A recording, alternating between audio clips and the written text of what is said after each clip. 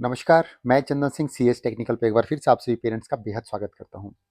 जैसा कि आप सभी पेरेंट्स को पता है कि 7 मार्च से केंद्रीय विद्यालय संगठन का जो ऑनलाइन पोर्टल है उस पर जो है रजिस्ट्रेशन स्टार्ट होने वाले हैं। तो बहुत सारे पेरेंट्स अभी डॉक्यूमेंट्स को लेकर के लगातार मुझसे सवाल पूछ रहे हैं कि कौन-कौन से डॉक्यूमेंट्स ऐसे हैं जो कि रिक्वायरमेंट होती है रजिस्ट्रेशन के लिए और एडमिशन के लिए। तो मैं आप सभी पेरेंट्स के लिए एक छोटा-सा वीडियो लेकर आया हूँ।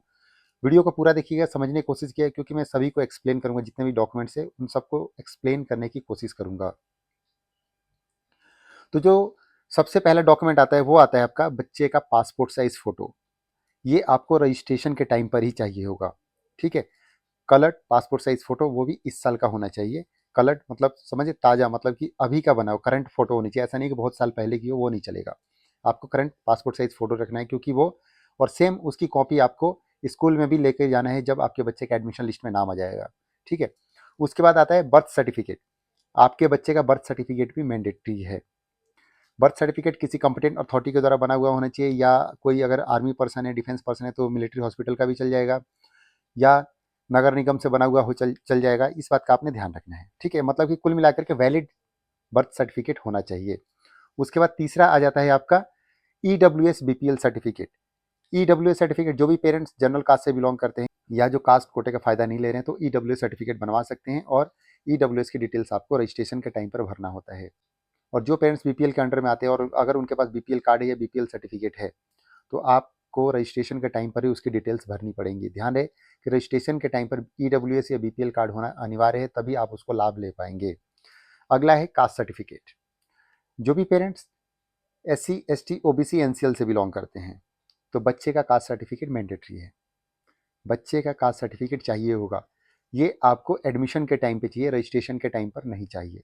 बहुत सारे पेरेंट्स बोले थे क्या हमें इसकी भी फोटो अपलोड करनी है, तो नहीं, ऐसा कुछ नहीं करना है आपको।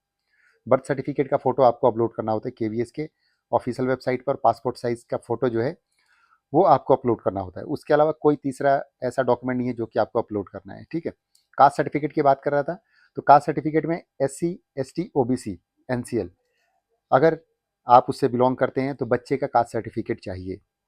अगर बच्चे का कास्ट सर्टिफिकेट नहीं है तो इस केस में आप जो है फादर के कास्ट सर्टिफिकेट के बिहाफ पे आप एडमिशन के लिए अप्लाई कर सकते हैं, लेकिन आपको मैक्सिमम 3 महीने का टाइम दिया जाएगा। उसी 3 महीने के अंदर आपको जो है बच्चे का कास्ट सर्टिफिकेट बनवा करके स्कूल में जमा करना पड़ेगा, अगर बच्चे कास्ट कोटे से एडमिशन होता है तो। अगर आप उस 3 महीने के अंदर बच्चे का कास्ट सर्टिफिकेट स्कूल में नहीं जमा करते तो आपके बच्चे का दाखिला कैंसिल कर दिया जाएगा, यानी कि निरस्त कर दिया जाएगा। कोई भी एक्सक्यूज नहीं चलेगा, इस बात का आपको पता होना चाहिए। एक लिमिटेड टाइम ही दिया जाता है आपको स्कूल के द्वारा। उसके बाद अगला डॉक्यूमेंट है आधार कार्ड।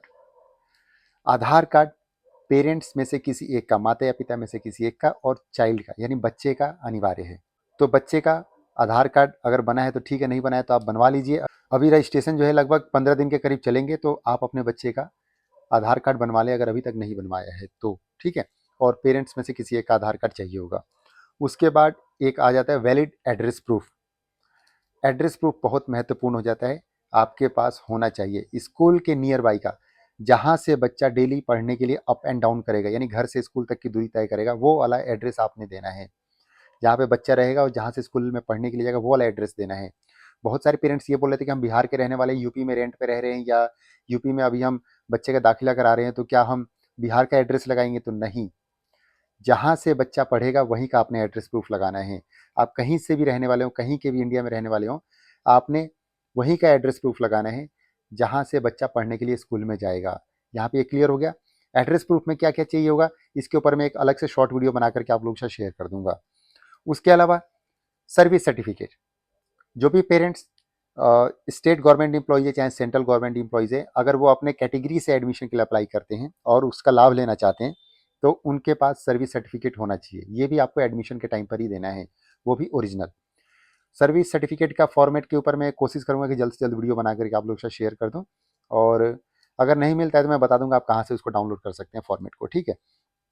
उसके बाद ट्रांसफ़र सर्टिफिकेट। ट्रांसफ़र सर्टिफिकेट सरकारी जॉब वाले पेरेंट्स के लिए बहुत महत्वपूर्ण हो जाता है। अगर लास्ट 7 ईयर्स में अगर आपके ट्रांसफ़र्स हुए हैं, 1 2 3 4 5 6 जितने भी हुए हैं, तो आपको ट्रांसफ़र सर्टिफिकेट बनवाना चाहिए अपने डिपार्टमेंट से, क्योंकि जितने ज़्यादा नंबर्स ऑफ ट्रांसफ़र्स होंगे, अगर किसी के 3 है 4 है ट्रांसफ़र्स है, तो उसके एडमिशन के चांसेस उतने ही ज़्यादा बढ़ जाते हैं।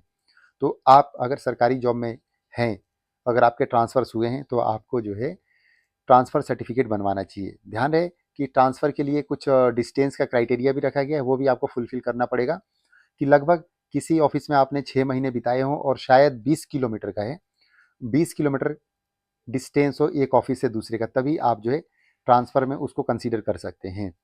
उसके बाद डिसेबिलिटी सर्टिफिकेट, जो पेरेंट्स अपने बच्चे के एडमिशन के लिए डीए कोटे से अप्लाई करते हैं, तो उनको जो है बच्चे का डिसेबिलिटी सर्टिफिकेट स्कूल में जमा करना पड़ेगा। डिसेबिलिटी सर्टिफिकेट यानी कि ये कोटा होता है CWSN, children with special needs जिसको कहते हैं, उसके लिए बच्चे का सर्टिफिकेट होना अनिवार्य है। जिन बच्चों का डीए कोटे से अप्लाई करते हैं उनके लिए एज में भी 2 साल का रिलैक्सेशन दिया जाता है। यानी कि एग्जाम्पल के लिए क्लास 1 के लिए अगर आप अप्लाई करते हैं तो क्लास 1 के लिए मिनिमम एज 6 ईयर्स ही रहेगा, लेकिन मैक्सिमम 10 ईयर्स हो जाएगा। जैसे कि नॉर्मल बच्चों के लिए 6 से 8 साल का एज क्राइटेरिया है, लेकिन जो डीए कोटा वाले बच्चे होंगे उनके लिए जो है 6 से 10 साल के बीच में अगर बच्चे की उम्र है तो वो बच्चा जो है डीए कोटे के लिए एलिजिबल हो सकता है। उसके बाद अगला आता है ब्लड ग्रुप सर्टिफिकेट।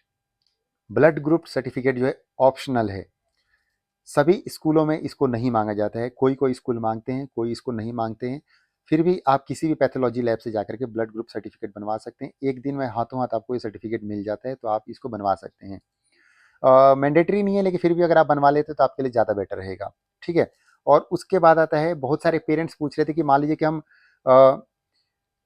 आरटी कोटे से एडमिशन के लिए अप्लाई करते हैं कि हमारे घर से स्कूल तक की दूरी जो है लेस देन 5 किलोमीटर या लेस देन 8 किलोमीटर है, तो इसको डिक्लेयर कौन करेगा, इसके लिए सर्टिफिकेट कौन देगा? तो मैं आप सभी पेरेंट्स को बताना चाहूँगा कि ये जो 11 नंबर पे लिखा हुआ है डिस्टेंस डिक्लेरेशन सर्टिफिकेट, ये पेरेंट्स को खुद देना होता है।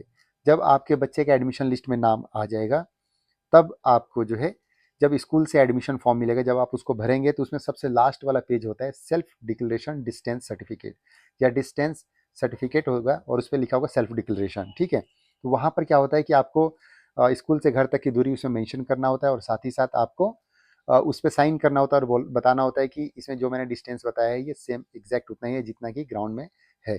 ठीक है। तो मतलब पेरेंट्स को ये सेल्फ डिक्लेरेशन देना होता है साइन करके। उसके बाद अगला था SGC। जैसा कि आप सभी पेरेंट्स को पता होगा कि लास्ट ईयर जो है SGC कोटा बंद कर दिया गया है। SGC कोटे से बच्चों के एडमिशन होते थे, यानी कि सिंगल गर्ल चाइल्ड के बच्चों के एडमिशन होते थे, लेकिन ये जो SGC कोटा है ये फिलहाल जो है लास्ट ईयर से इसको कैंसिल कर दिया गया है। अब SGC कोटे से बच्चों के दाखिले नहीं होते हैं। इस साल की गाइडलाइन आने के बाद मैंने उसको पढ़ा था, उसमें भी SGC कोटे का कहीं पे भी जिक्र नहीं था। तो SGC के लिए जो एफिडेविट लगता था, सर्टिफिकेट लगा था, उसकी जरूरत नहीं है। एक बार शॉर्ट में दोबारा से मैं आपको रिपीट कर दूं पेरेंट्स, हो सकता है कि बहुत सारे पेरेंट्स इसको स्किप कर दिया हो। देखिए, पासपोर्ट साइज फोटो आपको लेटेस्ट होना चाहिए, बर्थ सर्टिफिकेट मैंडेटरी है, ये दोनों चीजें जो है आपकी रजिस्ट्रेशन के टाइम पे लगेंगे। EWS सर्टिफिकेट और BPL कार्ड, अगर आपको इसका लाभ लेना है तो ये भी आपके पास रजिस्ट्रेशन के टाइम पे ही होना चाहिए, क्योंकि इसकी डिटेल्स आपको भरनी होती हैं, लाइक सीरियल नंबर, अथॉरिटी और उसका डेट ऑफ इशूइंग कब का है, ये आपको भरना होता है। कास्ट सर्टिफिकेट एडमिशन के टाइम पे चाहिए, आधार कार्ड आपको एडमिशन के टाइम पे चाहिए। एड्रेस प्रूफ, एड्रेस प्रूफ भी आपको स्कूल में जमा करना होता है एडमिशन के टाइम पे, लेकिन एड्रेस प्रूफ जो भी आपके पास होगा उसकी डिटेल्स आपको जो है रजिस्ट्रेशन फॉर्म में भरना होता है। सर्विस सर्टिफिकेट सरकारी पेरेंट्स के लिए एडमिशन के टाइम पे चाहिए होगा। ट्रांसफर सर्टिफिकेट आपको जो है एडमिशन के टाइम पे चाहिए होगा, लेकिन जो ट्रांसफर सर्टिफिकेट में आपके ट्रांसफर की डिटेल्स होंगी वो आपको रजिस्ट्रेशन फॉर्म में भरना पड़ेगा। उसके बाद डिसेबिलिटी सर्टिफिकेट, ये आपको जो है एडमिशन के टाइम पे ही चाहिए होगा, रजिस्ट्रेशन के टाइम पे नहीं चाहिए। ब्लड ग्रुप सर्टिफिकेट ऑप्शनल है, लेकिन फिर भी आप बनवा लें, ज़्यादा बेटर रहेगा। सेल्फ डिक्लेरेशन सर्टिफिकेट, ये आपको जो है एडमिशन के टाइम पर खुद डिक्लेयर करके देना होता है कि डिस्टेंस कितना है आपका घर से स्कूल तक का। तो ये कुछ डॉक्यूमेंट्स थे जो कि बहुत ज़्यादा इंपॉर्टेंट थे। एक रह गया आपका एड्रेस प्रूफ, इसके ऊपर मैं जो है एक अलग से वीडियो बनाऊंगा, क्योंकि इसमें 10-15 पॉइंट्स है, अगर इसी में कवर करूंगा तो वीडियो ज़्यादा लेंदी हो जाएगा। तो इसके ऊपर मैं एक अलग से वीडियो बना करके हो सकता है कि आज ही आप लोगों के साथ शेयर कर दूंगा। तो वीडियो अच्छी लगी हो, हेल्पफुल लगी हो तो प्लीज़ CS टेक्निकल को सब्सक्राइब कीजिएगा। साथ ही साथ Telegram, Instagram, Facebook, WhatsApp page का लिंक भी आपको वीडियो के डिस्क्रिप्शन में मिल जाएगा। मैंने अपनी तरफ से पूरी कोशिश किया कि रजिस्ट्रेशन शुरू होने से पहले आपको जितने भी रूल रेगुलेशन है, क्राइटेरियाज हैं, उन सब के बारे में आपको वीडियो बना करके आप लोग के साथ शेयर करूँ। फिलहाल मैंने आज की डेट में जो है लगभग 7 से 8 वीडियो मैंने शेयर किए हैं यूट्यूब पर, और इंस्टाग्राम पे भी जो है लगभग 8-9 वीडियो शेयर किए हैं, ताकि आपको सारी चीज़ें पहले से पता हों एडमिशन रजिस्ट्रेशन स्टार्ट होने से पहले। तो अगर फिर भी कोई टॉपिक रह गया हो तो प्लीज़ आप मुझे कमेंट बॉक्स में बताइएगा, मैं कोशिश करूँगा उस टॉपिक पे भी वीडियो बना करके आप लोगों के साथ शेयर करता हूँ। ठीक है। तो मैंने अपनी तरफ से पेरेंट्स कोशिश किया है कि आप लोगों की जितनी ज़्यादा हेल्प कर सकूँ, लेकिन आपको भी पता है कि एक लिमिटेड टाइम है। हर साल क्या होता था कि नोटिफिकेशन आता था, उसके 1 या 2 हफ्ते बाद रजिस्ट्रेशन स्टार्ट होते थे, लेकिन इस बार जो है नोटिफिकेशन आने के 2 दिन बाद ही जो है, 1 दिन बाद ही जो है रजिस्ट्रेशन स्टार्ट हो रहे हैं। तो इसलिए टाइम नहीं मिल पाया कि आप सभी पेरेंट्स के लिए सारे टॉपिक्स पे वीडियो लेकर आ पाऊँ। फिर भी आपके जो सवाल है मुझे कमेंट बॉक्स में बता सकते हैं, कोशिश करूँगा आप सबकी हेल्प करूँ। वीडियो अच्छी लगी तो प्लीज़ इसको लाइक ज़रूर कीजिएगा और ज़्यादा से ज़्यादा शेयर कीजिएगा। तब तक के लिए थैंक यू, बाय बाय, जय हिंद, जय भारत।